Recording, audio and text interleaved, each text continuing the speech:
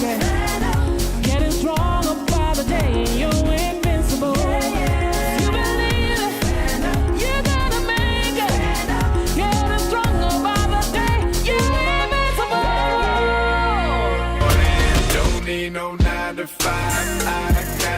Good evening, South Africa. Welcome. This is the midweek edition of Trending South Africa, Trending SA. And my name is Mo Flavor. I'm trying to add some flavor, even trying to change the name of the show. Am I allowed to do that? Well, you just did. All right. Good evening, South Africa. This is Trending SA. My name is Mo Flavor, adding some flavor to the show. Much needed flavor, I must add. But you know what? Somebody had to open the gate for me. And it wasn't John. It was Mabena and Refilwe. Yo. And I left out her surname because we didn't open up any door for us. Vulanga gate. It was Elma. It was Elma that vuled that gate, not us. Absence, darling. Yes. So listen, guys. The president is in self-quarantine, and I was just thinking, you know, with all the presidents around the world, because some of them have had COVID, is there like a WhatsApp group where they all huddle? Do they talk about it? Do they talk about what they do in quarantine? Do they say, you don't have the real corona? No, yours is real. No, yours is real. Nah, mine is not real. Mine was never real. I think, yeah. The president is not on quarantine. He's blue ticking you. He went and put up that statue. Double tick. Yoga man. Actually, and South Africans, we should not be surprised if our president is in quarantine. All of our presidents were hardly ever. Remember, Thabo Mbeki was here for like 3 days during. He just fly out, come through. Check up on us. Check up on us. Anyway, without wasting any time, it's time for Top Trends.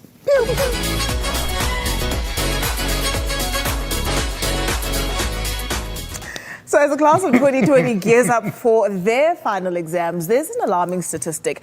Only 28% of learners are taking mathematics in South Africa, and 45% of them are actually getting less than 30% as a mark. Now, the Democratic Alliance has called on the Department of Basic Education to provide urgent plans to work on the alarming trend in these decreases in pupils enrolling in the science, technology, engineering, and mathematics subjects. Sure, this is concerning. I mean, how do we flourish in this fourth industrial revolution with kids that clearly can't count? I mean, what are we saying about what we are producing as a country? You don't say what you are producing as a country. Inina in Zalabantu. These are your kids getting what 30%. Your kids. You guys are the parents here. Maple, I think you've got it all wrong. These are your tax rands that are paying to produce subpar education and maths results.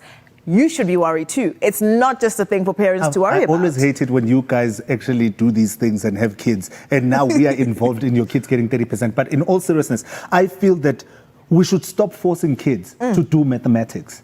You know, there's this thing of aptitude. You know, you say big words. Oh, big words. What? Big words. One day, it'll happen one day. You know, don't be agog when I go and mention aptitude. But we need these kids to actually learn from a young age and put them in classes that are actually going to push them towards the right direction. Imagine if Umo didn't have to suffer through maths and just went through, I don't know what DJ studied. But also, it's also about like the importance of what we're studying, is it not? Why are we learning what we're learning, and how are we going to use what we learn in school to contribute to society? Guys, I just think as a country we just need to be more practical, and I think some subjects need to be compulsory, and it needs to be those STEM classes. English, you're asking how we're going to do 4IR. We can't 4IR if all we're capable of doing is producing 30% pass rates, okay? And we can't 4IR if we keep treating 4IR like it's an event. The fourth industrial revolution is here. We are deep within it. Bill Gates is not going to cut a ribbon and say, welcome kids, it's happening now. And then by that time we suddenly catch up to the rest of the world. We'll get eaten alive by China, by the US, where all this innovation is happening. We need to arm our children as much as possible to be able to work in the future and also build in the future and innovate in the future. I disagree. We're just getting left behind. We can't say we're moving on and then we're still doing the old education system where we're putting people through maths and science. Not everybody wants to be whatever it is. Like I had to sit through maths, science, and whatever. And look, now I'm here with DJs. Exactly. And you flourish. Look at you. You're a whole TV presenter. Guys, No. I think we just need to do better and just we need to improve the quality, first of all, of our mathematics for those kids that are actually doing maths and STEM, I guess, subjects. Moving right along, since the arrest of Major One, that's Shepherd Bushiri and his wife Mary, die-hard devotees of the Enlightened Christian Church have been protesting in their hundreds right outside the Pretoria Central Magistrates Court, where the holy couple is trying to apply for bail. Now, videos of these churchgoers of the charismatic couple have been making the rounds on my timeline. I love this one. Take a look. I'm supporting the Major because I'm a proud daughter of Major One, and I've been with him since 2014. And in all this time, he's done nothing but good for our country. And I've seen what he's done, and I support him 100%. If it means I lose friends, well, so be it. I know in my heart that our And these are passionate followers. But you know what, guys, we have seen the script before. I mean, we saw it when the controversial Nigerian televangelist Timothy Amutoso was trying to get bail. I mean, he's, as we all know, facing serious charges, 97 charges. They range from rape to sexual assault and human trafficking. I mean, for me, it's the Bushiris and the Amutosos of this world that are in trouble. I mean, they have bail applications for the 30th of October and November the 4th, respectively. I mean, I'm just thinking about the people that follow them.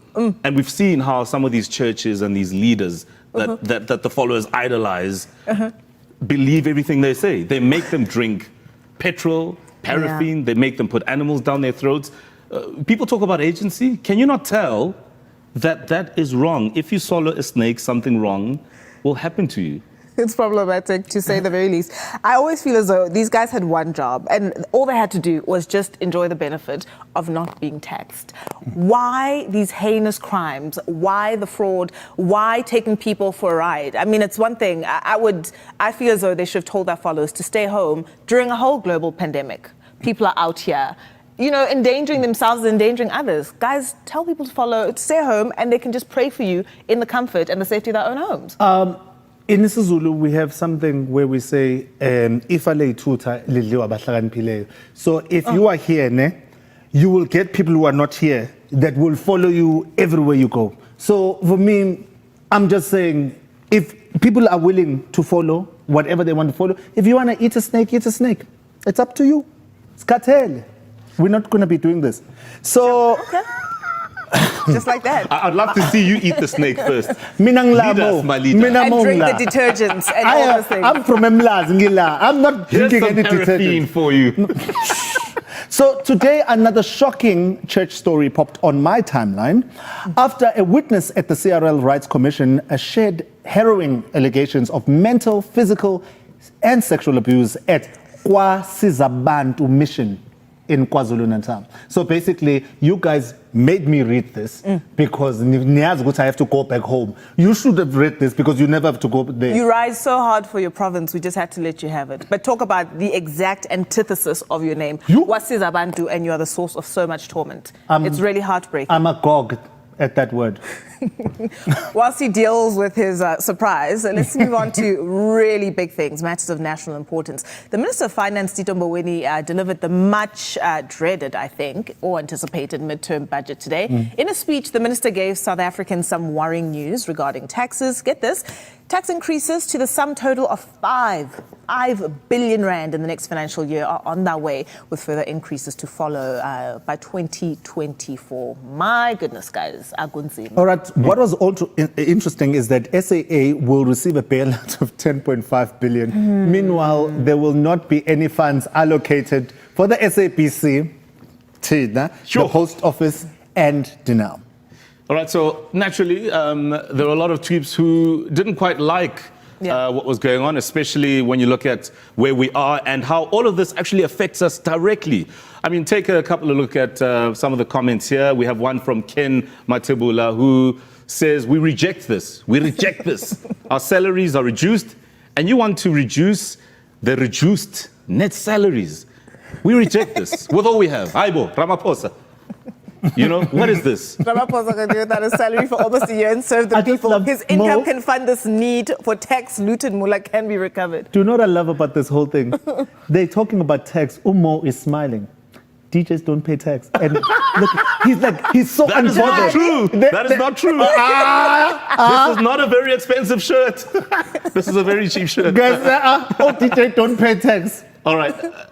Here's another couple of comments coming Let's through. take it, yeah. And, you know, there's so much commentary as far as social media is concerned. I think it just doesn't help that we are getting all this news on the back of the statue being unveiled, the OR Tambo Memorial Statue. 13 million rand is the number ascribed to that, the price tag. And then the fact that we know that at least in the second quarter, 2.2 million jobs were lost. We are looking at a debt trap as a country. And so, you know, we were just hoping for some kind of creativity. Totally. I mean, and a way to claw us back. I want to hear what Mo's going to say. And a way to claw us back as a country. Because we get told all the time, even we DJs hear this, right?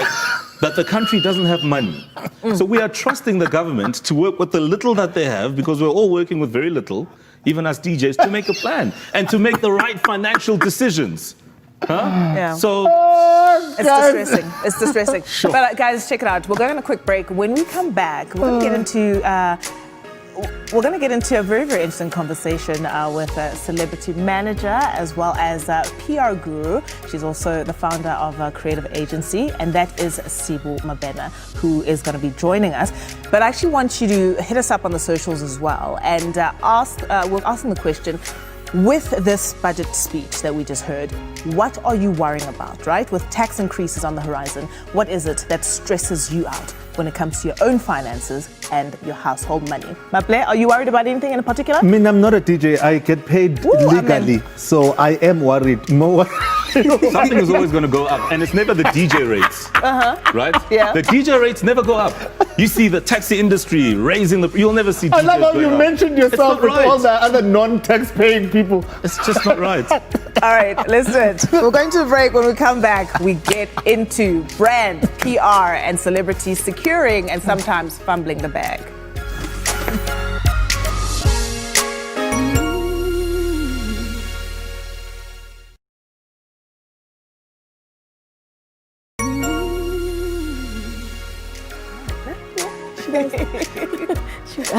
Welcome back. Join the conversation with that hashtag #on3. That's on all our social media platforms. Now remember, we are still celebrating that hashtag Pride Marathon right here on Trending SA. Woo, let's get into it. Katlego Mabua's cheating scandal has sent shockwaves across the country. I guess they're still reverberating. It's also propelled us to have a conversation as millennials to address some burning issues. Today, we're looking into how a celebrity's private life can intersect, maybe crash into their professional life and disrupt the flow of income. Yes, you heard me. How it messes with securing the bag. And to help us unpack this, the celebrity manager and the founder of Duma Collective, Sibu Mabena. Hey. I have officially made it in life. I've made it to the hot seat. Well, yes, we have seen all your clients. Yes, you have made it. You've definitely made it. Thank God they are such wholesome, good celebrities. You know. Such good, clean Are girls. you pleading your case already? For now. I mean, look, you know, with the aftermath of Katlego admitting that he was cheating on his wife and, you know, and how that had a direct implication on his career and his job. I mean, you look at the impact of that, the deal with the commercial insurance company out the window. And then, of course, We see what you did there. the show on SABC3 as well. And now that gave rise to the hashtag Katlego must rise. How do we navigate this scenario where it's, you know, the balance between the personal and the private sort of, or the personal and the professional lives, especially when you look at, you know, some of the clients that you have as well? I think it's a really tricky line to straddle, right? Because as a celebrity, as someone who is seeking fame, Sure. I think you at some point relinquish the full access to your privacy. I think you've got to decide, as someone who wants to be famous, do you want the fame, or do you want to live like the normal South African person who doesn't have to deal with being seen and being scrutinized all the time? So every move you make is being judged. What are you eating? What are you doing? Are you big, but you said you're in the gym? Do you have money? You're taking a taxi, but you have a job. You're on the biggest TV show in the land. So when something like this happens, I suppose brands are also brought into a room where they've got to ask themselves, is this going to cause reputational damage for my brand? Being associated to someone who does things in their private capacity that society goes out and judges so harshly. I mean, you have a lot of people who feel that, this whole thing, that their private affairs should not negate the decisions that they make at work. And we've seen so many comments coming through on the timeline. I mean, for example, this was one from Hlomla Dandala. He says, absolutely agree. What he did was not correct with his lady, not his job. The hashtag stand with your own, especially when they are down. And there's a whole thing going on there as well. I mean, it just shows you just some of the comments and the sentiments that are coming through. So, to your points, Sibu, and I think you started, expanding on this, but is it really fair, and I guess the word we're using here is fair, to treat celebrities as if they're these entities, as though they aren't human beings, right? With a right to privacy. So on the one hand, we need to understand that if you are going to align yourself with a brand, right? If you are going to align yourself with a brand, there needs to be synergy between their values and your values. But can we expect them to always curate every moment of their lives? Keep bearing all of this in mind, bearing that brand affiliations in mind. Do they forfeit that right to privacy? I mean, Maple, do you buy that? Because I echo what Usibu said. You open up that window. And when you open up the window, you can't then go and say, guys, please give me my privacy. If you keep your stuff to yourself and you don't let them in, once people are in your lounge, they're in there. So you can't now tell them to get out. So it's sort of like letting toothpaste out of the tube and trying to get it back in, right? That you make your money off of publicizing parts of your life. I think it's difficult to try and be convenient about what people must like and what people must not like, or what they must judge positively or what they must judge negatively. So as a brand, and I speak of a personal human brand, take it as your job. If you are a doctor, you're not going to go and give Mo 10 painkillers. That's the wrong thing to do. That goes against any kind of medical practice. So as a celebrity aligned to a brand that stands for certain things, why would you go off of the rails from you aligning your values to that brand's values? So if we are, GBV is a big issue, and I don't think there's any one brand in this country that would stand for it. So if brand insurance is against GBV, they are well within their rights to pull themselves and disassociate themselves from someone who's been accused of it. So is that a private matter? I don't think so. I think as soon as it comes into the public realm, a brand is well within its rights to recuse. And you know what? I like the fact that so GBV is one thing. We are experiencing it as a national pandemic, right? A problem. So it's not a domestic issue. We can agree on that. But I think in terms of brands, where is the leeway to make a decision and say, well, it was an indiscretion. Let's not get into GBV territory. Let's just say we're playing in the realm of just an indiscretion, and say, we can forgive this mistake. That worries me because that's what's happening on Twitter right now. People think that this whole thing is about cheating. And that's the problem that's there, because there are GBV allegations, and we can't say, let's take away those allegations. What would happen? No company would say, don't come to work because you cheated. That means that 75.9.6 of South Africans would not go to work tomorrow. If we say with all the people that cheated must not go to work. But there's a GBV thing that's happening here. Like, all DJs wouldn't work if we say, my gosh. I'm not going to hear the end of it. You are taking blows, But that is a very fair point. Yeah. At the end of the day, as a celebrity brand, decide, once you sign on the dotted line, you're going to abide by the values and the rules of the brand that is paying you. That's it. Sibu, we are still with you. What we're going to do is that we're going to go to a short break. Don't go too far because we are not done yet. Remember, it's Star on all our social media platforms. So let us know your opinions and let's continue the conversation. See you after the break.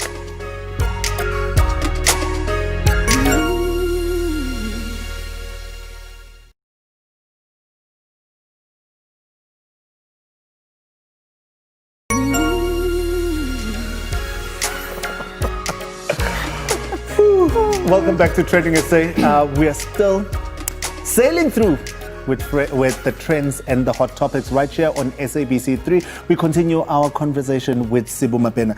Now, Sibu, one thing that I want to talk about is how are we as society more lenient towards men? Because we've seen a lot of men actually go through these scandals and they bounce back. We've seen the likes of your Woody Allen, we've seen your Joop Joops, and we've seen Tiger Woods. You know, so do we give men a bit of more of a, you know? Firstly, I'd like the record to state that I'm pro-woman, not anti-men. So what I'm about to say is not a bash against the other species, right? But I think the entertainment community is one that was built by men. For sure. As such, they have had the privilege and I suppose also the disadvantage of having put themselves in the forefront of entertainment for so long. So all of these names that you've mentioned are at the helm of entertainment. I mean, Joop Joop has been a celebrity since he was 5. So if we are to place the spotlight on people who do things that are bad, we're more likely to see men who are doing things that are bad because there are so many of them at the helm of celebrity. And the bro code is strong, hey? The bro code is very, very strong, especially because the people in power who have to make the decisions also think very logically and not necessarily emotionally. So let's also evaluate the EQs between the species, right? That how a woman would react to something and deal with something is not how a man would deal with something. So if it is run by men and the system is run by men, naturally the way we deal with it is going to be dictated by men. There's some very interesting comments and some truth in what you're saying. But let's talk about you and the way you handle things. I mean, you are dealing with all these clients that you have and you're representing all these people. There is that moral dilemma, isn't there, where if the situation at hand involves, say, a GBV versus somebody cheating or somebody caught speeding, I mean, for you, how do you navigate that moral dilemma on how to handle a situation like that? Do you say to this person, no, you know what? Maybe we need to go feed the hungry to try and, you know, suppress your situation. Cleanse the image. Do some good PR. Yeah. What is your situation and position around that? I think at the end of the day, what we've got to remember is that these are human beings with contexts, feelings, experiences, and their own thoughts and processes. So when something does happen, and I mean, I'm speaking from experience, my first point of departure really is, how do you feel? As the person who is in the center of the storm or in the eye of the storm, what do you feel should happen? And if I feel as though my input to this is A, B, C, I present those inputs and I say, okay, what would you best be able to own and go forward with and say, this is something that I can charter this storm through with. So if it's not natural to you to go and feed children, then that's not what we're doing. That's absolutely not what we're doing. I also take consultation from other people. Have a society that says, this doesn't look right, or this looks right. Absolutely. So the moral dilemma, I think, as a society, we try to impose our standards, our values on people, but let's first understand what that person is going through. Yeah, and with that, we're out of time, but so many important points that were raised today, and certainly a lot that we need to think about as far as these issues are concerned. Sibu, thank you so much for joining us today, and all the best. She still hasn't signed me up. I don't know why. What is it that I don't have? She hasn't signed me up. Don't ask, Mo. Don't ask. Pay your taxes, Mo. Anyway, that's it for tonight. Thank you very much for tuning in. And yes, Mable, I know I'm still here, but you know what? This is your show, bro, too. All right, and that's how we wrap up this episode of the Trendiest Show on your TV screens. Join us again tomorrow because we have singer-songwriter Sissy in the building. We continue to tackle toxic relationships and how they manifest themselves in platonic and intimate relationships with TV and radio personality Lerato LKG Khanyaho. It's going to be a good one, so good night and see you then. Time and place as usual. Yay. Good night.